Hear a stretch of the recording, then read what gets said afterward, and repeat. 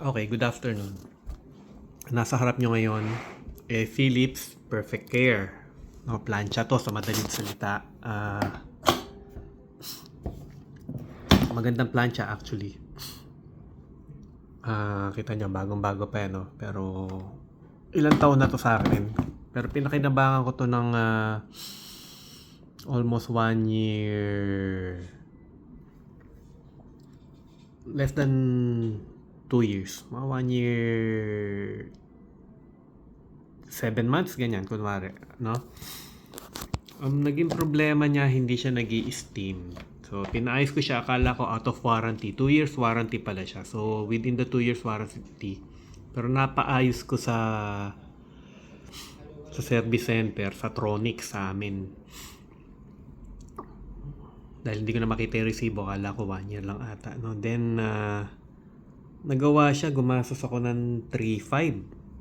Pero after wala pang isang buwan, nagloko na naman. Naging problema niya yung humihina yung steam. No? Magandang klase sana to. Iwanan mo yung plancha.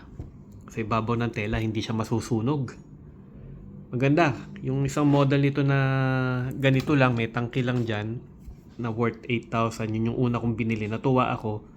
6 months pa lang, hindi pa tapos yung warranty niya. Bumili ko nito. Nabili ko to na around 14. Ang SRP nito is 14 o 15. Ang SRP nito around 18. So dahil natuwa nga ako, bumili ko nito. So maganda ba siyang gamitin? Oo, maganda siya.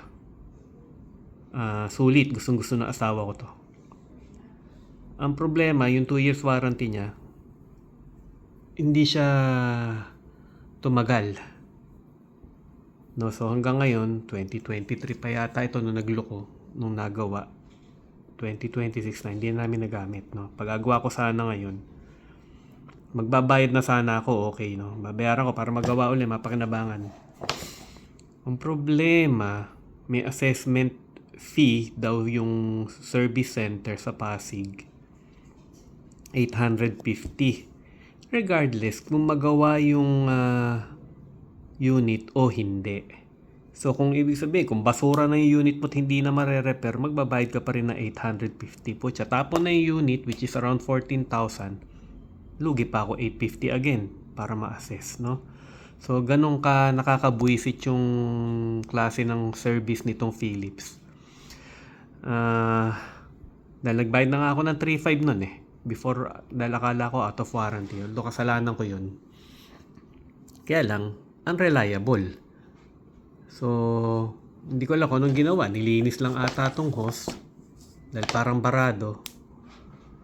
3,500. Tapos after a month or 2, humina na naman. Ganun na naman ang problema niya. So, kung bibili kayo nito, asahan nyo within 2 months. Kung may mabibili pa kayo, pero actually phase out na yata ito. May nakita pa ako dati at 50%, mga 9,000. I expect mo magamit mo less than 2 years or 2 years. Kung sumobra ng 2 years, swerte ka na. Kung may makikita ka pang ganito. So, ito yung 1.7 liter ang capacity. Meron ditong lumabas na 2 liter. Mas mahal pa nga yun eh.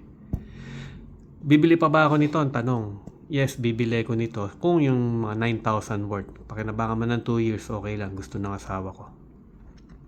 Pero at 18,000 tas 2 years, harang na harang. Ngayon, yung binili kong plancha na isa, na worth 7,000 plus. Na ganitong style din, wala lang tangke. Nandito yung tangke. Sira na rin halos, hindi rin mapakinabangan eh. So, mukhang gusto ko na lang i-DIY bakbakin eh. Tingnan ko kung ano diferensya. So, worth it ba silang bilhin? Kung may pera kayo, worth it. Kasi, bali wala ang pera. Basta gusto mo yung ginamit mo. Diba? Siguro worth it. Hindi nasunog ang damit mo, pwede. Pero kung ang pera mahalaga sa'yo talaga, mag-isip ka ng mga 100 times kasi 2 years mo lang magagamit. So convenience versus high cost ng unit, yun yung paglalabanan mo sa decision mo. Convenience tsaka safety na rin kasi nga maganda siya kahit iwanan mo yung tela, kahit tinesting naman namin eh. Talaga hindi niya sinunog yung tela. Kahit na manipis na tela, hindi niya susunugin talaga.